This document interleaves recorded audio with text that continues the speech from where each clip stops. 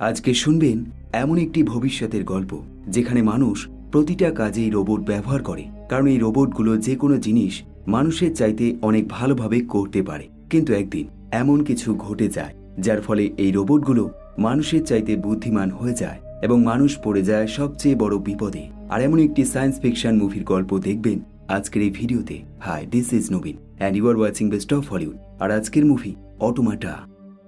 Movie শুরু হয় ভবিষ্যতের পৃথিবীকে দেখিয়ে। আমাদেরকে জানানো হয় সূর্যের উপরিপৃষ্ঠে এক ভয়ানক বিস্ফোরণের ফলে পৃথিবীর ৯৯.৭% মানুষের মৃত্যু হয়ে গেছে। আর এর সবচেয়ে বড় কারণ সূর্যের সেই বিস্ফোরণের ফলে ইলেকট্রোম্যাগনেটিক রেডিয়েশন পুরো পৃথিবীতে ছড়িয়ে পড়েছে, যার ফলে বর্তমানে পৃথিবীর অবস্থা অনেকটা মরুভূমির মতো। সেখানে মানুষ খুব কম পরিমাণে বেঁচে রয়েছে এবং তারাও হয়তো কিছুদিনের মধ্যেই মরে যাবে, কারণ সেখানকার অক্সিজেন লেভেল খুবই কম এবং এর বাইরেও বেঁচে থাকার জন্য যে জিনিসগুলো দরকার সেই জিনিসগুলো নষ্ট হয়ে গেছে। কিন্তু এই অল্প সংখ্যক মানুষ মরতে চায় না, বরং তারা এই পৃথিবীটাকে পুনরায় আগের মতো তৈরি করতে চায়। আর এই কারণেই একটি ছোট্ট কোম্পানি মানুষের মতো রোবট তৈরি করতে শুরু করে দেয়, যারা কিনা এই অল্প সংখ্যক মানুষদেরকে সব সময় হেল্প করবে এবং এই পৃথিবীটাকে সুন্দর করে সাজাতে সাহায্য করবে। কিন্তু এই মানুষগুলো জানে রোবটের ওপর সবকিছু ছেড়ে দিলে তাদের ভবিষ্যৎ খুবই ভয়ঙ্কর হয়ে যাবে। আর এই কারণে এই মানুষগুলো তাদের সুরক্ষার জন্য এই রোবটের মধ্যে দুটো সেফটি প্রোটোকল অ্যাড করে দেয়। প্রথমটা হলো রোবটগুলো কখনোই মানুষের ক্ষতি করতে পারবে না, এবং দ্বিতীয়টা হলো এই রোবটগুলো নিজেদেরকে মডিফাই করতে পারবে না এবং নতুন রোবট তৈরি করতে পারবে না।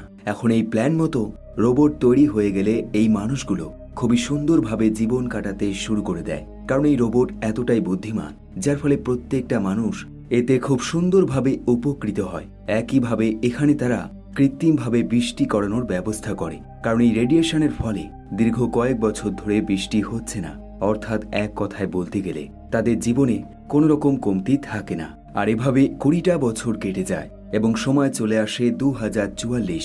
আর এই সময় মানুষগুলোর জীবন আরও অ্যাডভান্স হয়ে গেছে এবং এই রোবটগুলো দীর্ঘ সময় ধরে মানুষগুলোকে পরিষেবা দেওয়ার কারণে তাদের এক একটা পার্টস নষ্ট হতে শুরু হয়েছে। আর এই কারণে এই রোবট তৈরি কোম্পানি এই রোবটের ওপর একটি নির্দিষ্ট সময়ের ইন্স্যুরেন্স করাতে শুরু করে দেয় এবং সেই সময়ের মধ্যে যদি রোবটটা নষ্ট হয়ে যায় তবে যেই ব্যক্তি এই রোবটটা কিনেছে তাকে পুনরায় নতুন রোবট দেওয়া হবে। এখন মুভির শুরুতেই আমাদেরকে দেখানো হয় একজন পুলিশ অফিসারকে, যে কিনা শহরের বিভিন্ন জায়গায় তল্লাশি চালাচ্ছে, কারণ সে ইতিমধ্যে জানতে পেরেছে বেশ কিছু রোবট তাদের নিয়ন্ত্রণের বাইরে চলে গেছে।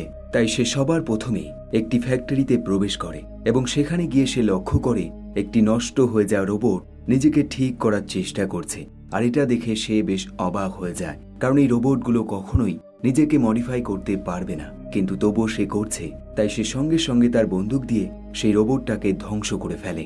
একই সময় আমাদেরকে দেখানো হয় রোবট কোম্পানিতে কর্মরত একজন এমপ্লয়িকে, যার নাম জ্যাক।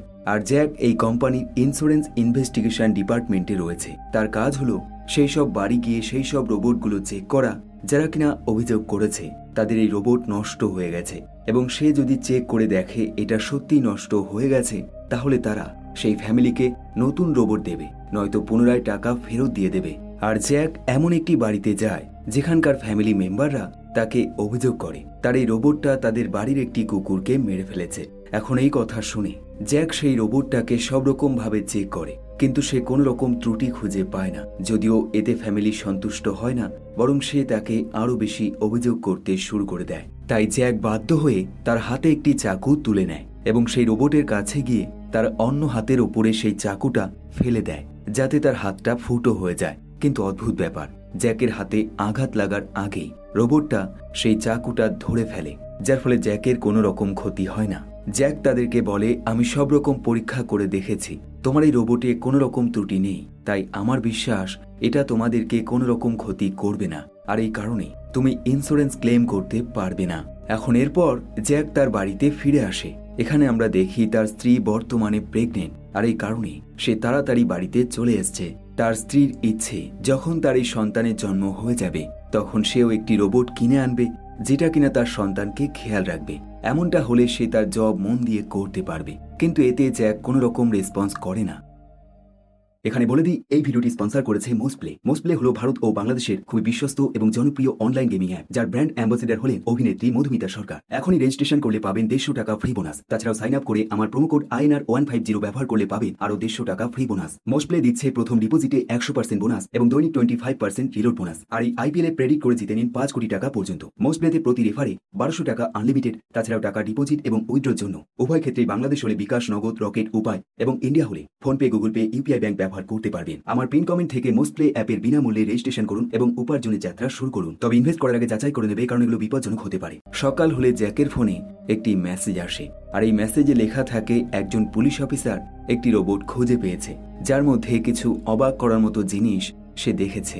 জ্যাক সঙ্গে সঙ্গে সেই রোবট কোম্পানিতে চলে যায় এবং সেখানে গিয়ে সে জানতে পারে এই পুলিশ অফিসার এই রোবটটাকে সেলফ রিপেয়ার করতে দেখেছে, যার কারণে সে তাকে গুলি করে ধ্বংস করে দিয়েছে। এখন এই কথা শুনে জ্যাক বেশ অবাক হয়ে যায়, কিন্তু মহিলাটি তাকে জানায় এতে অবাক হওয়ার কিছু নেই।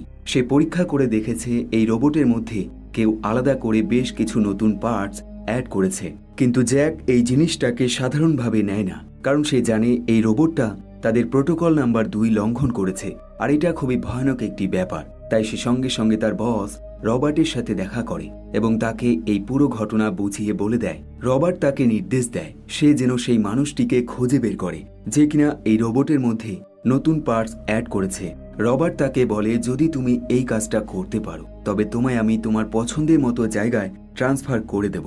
এখন এই কথা শুনে জ্যাক এই ইনভেস্টিগেশন করতে শুরু করে দেয়। সে সবার প্রথমে একটি কনস্ট্রাকশন সাইটে যায়, যেখানে একটি বিশাল বড় ওয়াল তৈরি করা হচ্ছে, যার এক পাশে রয়েছে শহরের ধনী মানুষরা এবং অন্য পাশে গরিব মানুষরা, যাদের কাছে কোনো টাকা নেই এবং থাকার মতো কোনো জায়গা নেই, এবং তাদের সেই শহরটা দূর থেকে দেখতে অনেকটা মরুভূমির মতো। জ্যাক এখানে জানতে পারে এই বড় ওয়াল তৈরি করার পিছনে একটাই কারণ রয়েছে, আর সেটা হলো এই মানুষগুলো সেই গরিব মানুষগুলোকে তাদের থেকে আলাদা রাখতে চায়। কিন্তু জ্যাক এখানে এইসব জিনিস জানতে আসেনি, বরং সে জানতে পেরেছে যে রোবটটার মধ্যে সে অস্বাভাবিক আচরণ লক্ষ্য করেছিল। সেই রোবটটা এই কনস্ট্রাকশন সাইটে কাজ করত। আসলে এই কনস্ট্রাকশন সাইটে মানুষের চাইতে রোবটের সংখ্যা বেশি এবং বেশিরভাগ কাজই রোবট করে থাকে, আর এই রোবটগুলো জ্যাকের কোম্পানি থেকে সাপ্লাই করা হয়েছিল। জ্যাক এখানে সেই রোবটটা খুঁজতে এসছে, যার সাথে সেই ধ্বংস হয়ে যাওয়া রোবটের অনেকটাই মিল রয়েছে। তাই জ্যাক এই কনস্ট্রাকশন সাইটে ভালোভাবে ঘুরে দেখে এবং সে রোবটটা দেখতে পায়। কিন্তু অদ্ভুত ব্যাপার, সে লক্ষ্য করে রোবটটা তাকে দেখে মুখ ফিরিয়ে নিচ্ছে এবং তার কাছে আসতে চাইছে না, বরং দূরে চলে যাচ্ছে। তাই সে সঙ্গে সঙ্গে রোবটটাকে ফলো করে এবং ফলো করতে করতে একটা সময় সে ওয়ালের অন্য পাশে চলে যায় এবং সেখানে গিয়ে সে দেখতে পায় একটি ধ্বংস হয়ে যাওয়া কন্টেনারের মধ্যে রোবটটা লুকিয়ে রয়েছে।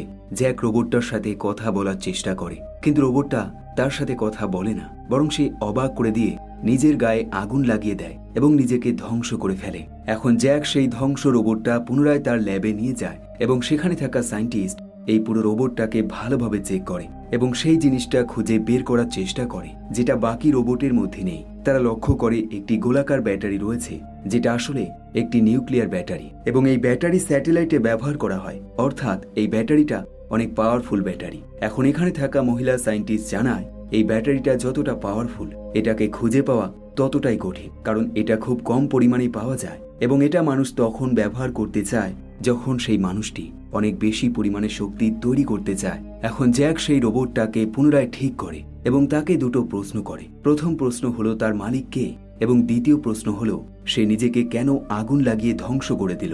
কিন্তু রোবট একটা প্রশ্নের উত্তর দেয় না, বরং সেটা পুনরায় বন্ধ হয়ে যায়। এখন এইসব দেখে জ্যাকের বস জ্যাকের কথা বিশ্বাস করে না, বরং সে মনে করে জ্যাক ইচ্ছে করেই এই রোবটটাকে আগুন ধরিয়েছে এবং এরকম মিথ্যে অভিনয় করছে।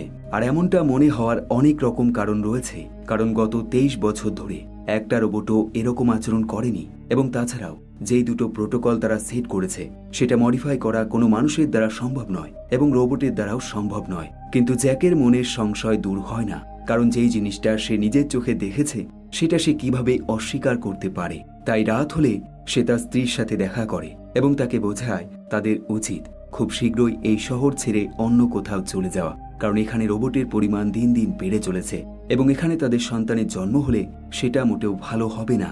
কিন্তু তার স্ত্রী তার সাথে একমত হয় না, বরং তার বিশ্বাস এটা আধুনিক পৃথিবী এবং এখানে রোবটের সংখ্যা বেশি হবে এটা স্বাভাবিক, বরং এখানে থাকলে তাদের জীবনটা আধুনিক হয়ে যাবে।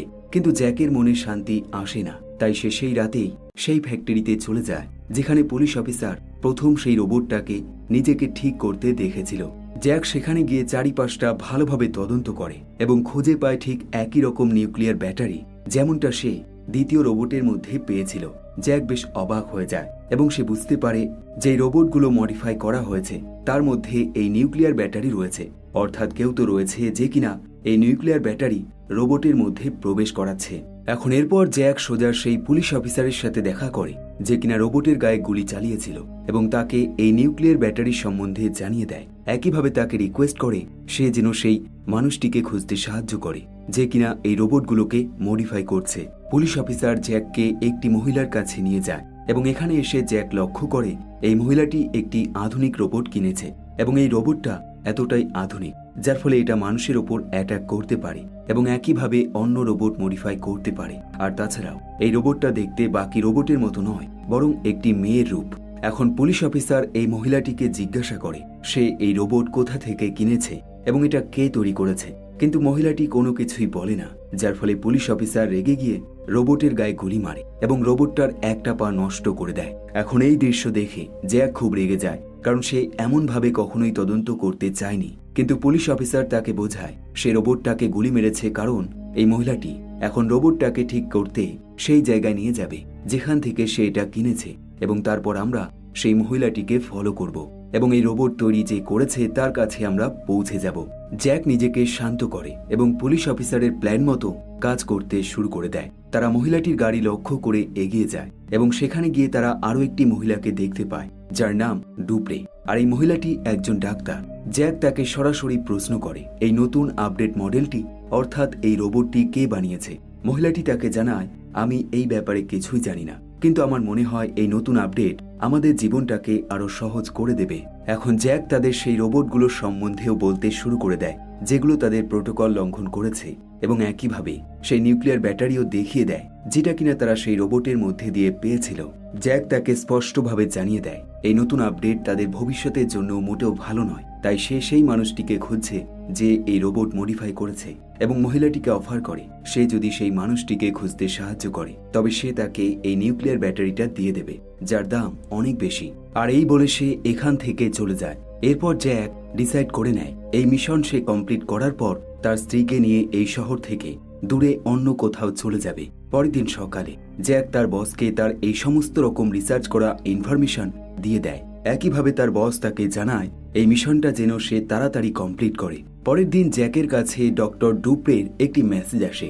জ্যাক সঙ্গে সঙ্গে ডাক্তারের সাথে দেখা করে এবং ডাক্তার তাকে জানায় সে তার সেই হলুদ রোবটের কিছু পার্টস এই আধুনিক রোবটের মধ্যে সেট করে দিয়েছে এবং অদ্ভুত ব্যাপার এমনটা করার ফলে সেই রোবটটা আরো বেশি অ্যাডভান্স হয়ে গেছে। সে এখন নিজেকে ঠিক করতে পারে এবং একইভাবে সে যে কোনো জিনিস চুরি করতে পারে।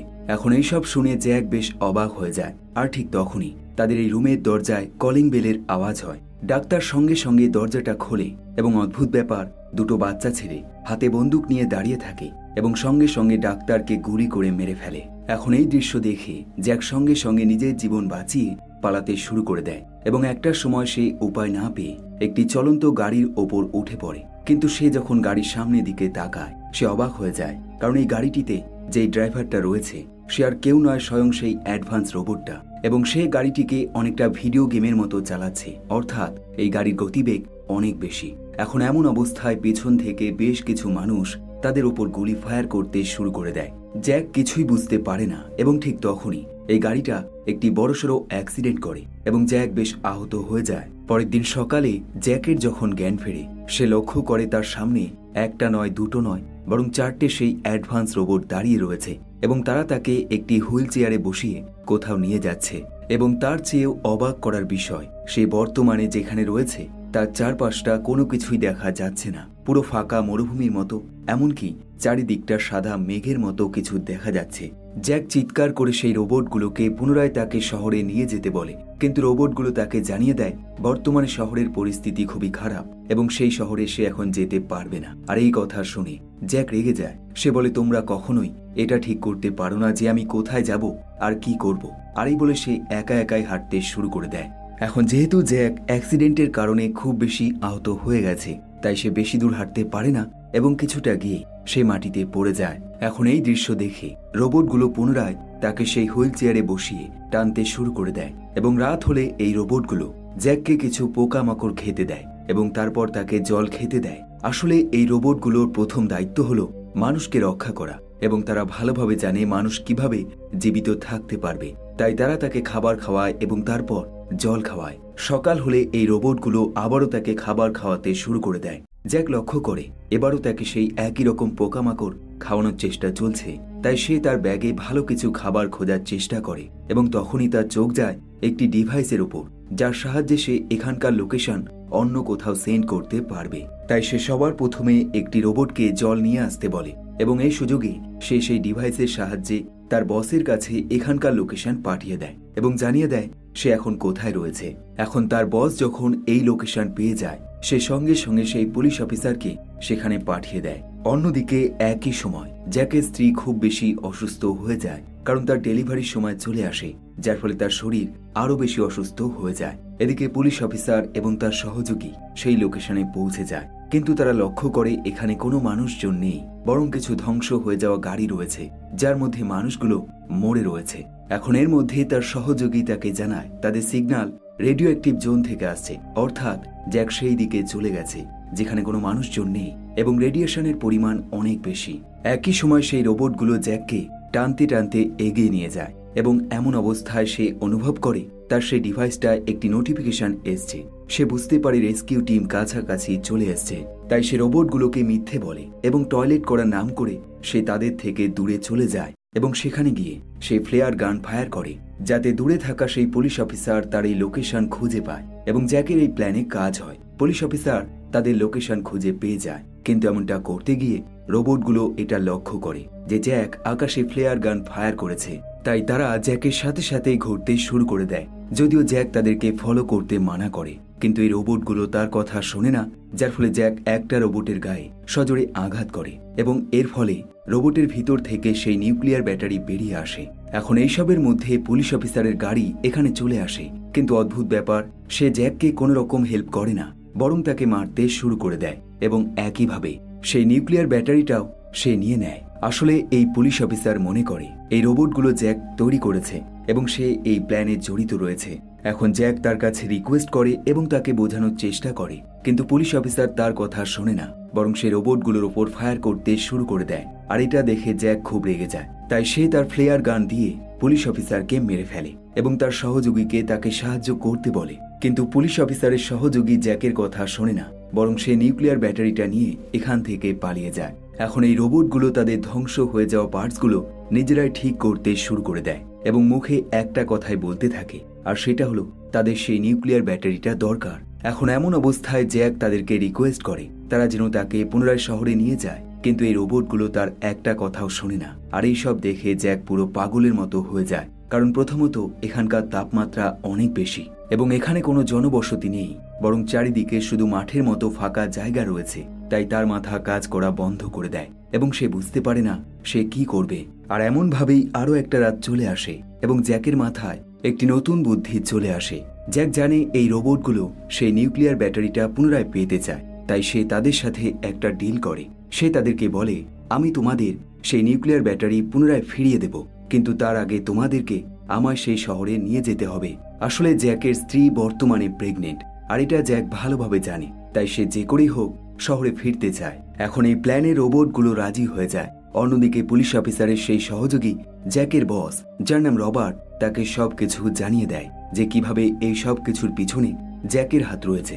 যদিও এটা মিথ্যে কথা, কিন্তু এই জিনিসটা রবার্ট বিশ্বাস করে নেয় এবং তার সহযোগীদের সে অতীতের কিছু ঘটনা বলতে শুরু করে দেয়। রবার্ট জানায় তারা যখন এই কোম্পানিতে প্রথম রোবট তৈরি করে, তখন সেই রোবটগুলোর মধ্যে কোনো রকম প্রোটোকল ছিল না, কারণ তারা মনে করত রোবটগুলো তাদের কোনো রকম ক্ষতি করবে না। কিন্তু আস্তে আস্তে রোবটগুলো নিজেদেরকে অ্যাডভান্স তৈরি করে ফেলে, যার ফলে তারা প্রথমবার সেই দুটো প্রোটোকল তাদের মধ্যে অ্যাড করে। কিন্তু সমস্যা হলো এই দুটো প্রোটোকল সেই রোবটের দ্বারাই তৈরি, অর্থাৎ এই প্রোটোকলের মধ্যে কোনো ত্রুটি আছে কিনা সেটা সেই রোবট ছাড়া আর কেউ জানে না। তাই রবার্ট তার সহযোগীদের অর্ডার দেয় তারা যেন এখনই সেই রোবটগুলোকে ধ্বংস করে দেয়। যারা কিনা তাদের এই প্রোটোকল লঙ্ঘন করেছে, এবং একইভাবে জ্যাককেও যেন তারা মার্ডার করে ফেলে, কারণ তাদের মতে এই সব কিছুর পিছনে জ্যাক রয়েছে। অন্যদিকে হসপিটালে জ্যাকের স্ত্রীকে আমরা দেখতে পাই, যে কিনা একটি ছোট্ট মেয়ে সন্তানের জন্ম দিয়েছে, এবং একইভাবে সে খুব চিন্তায় রয়েছে, কারণ এরকম কঠিন পরিস্থিতিতে তার স্বামী তার কাছে নেই। পরের দিন সকালে জ্যাকের যখন ঘুম ভাঙে, সে লক্ষ্য করে তার চারপাশে একটাও রোবট নেই। সে সঙ্গে সঙ্গে চারদিকটা খুঁজতে শুরু করে দেয়, এবং সে লক্ষ্য করে এখানে শুধুমাত্র সেই মেয়ে রোবটটাই রয়েছে, এবং বাকি রোবটগুলো এখানে নেই। মেয়ে রোবটটি জ্যাককে জানায় বাকি রোবটরা সঠিক রাস্তা খোঁজার জন্য বেরিয়ে পড়েছে, আর এই বলে তারা দুজন সামনে এগোতে শুরু করে দেয়। আর এমন অবস্থায় জ্যাক রোবটের সাথে অনেক কিছু কথা বলে, এবং এই কথা বলতে বলতে তার এই রোবটের প্রতি মায়া তৈরি হয়ে যায়। প্রথমত এই রোবটগুলো তার জীবন বাঁচিয়েছে, এবং তারপর তাকে সুরক্ষিত জায়গায় নিয়ে যাবার জন্য চেষ্টাও করছে। তাই সে বুঝতে পারে রোবটগুলো মানুষের মতো অতটাও স্বার্থপর নয়। অন্যদিকে রবার্ট আদেশ মতো বেশ কিছু পুলিশ অফিসার রোবটগুলোকে ধ্বংস করার জন্য সেই লোকেশনের উদ্দেশ্যে যাত্রা শুরু করে দেয়। এদিকে জ্যাক হাঁটতে হাঁটতে একটা সময় একটি পুরনো ফ্যাক্টরির কাছে পৌঁছে যায়। সে দেখে এখানে একটি মানুষ বসে রয়েছে, তাই সে সঙ্গে সঙ্গে তার কাছে যায় এবং লক্ষ্য করে এটা মানুষ নয়, বরং এটাও একটি রোবট, আর এই রোবটের নাম হলো ব্লু রোবট।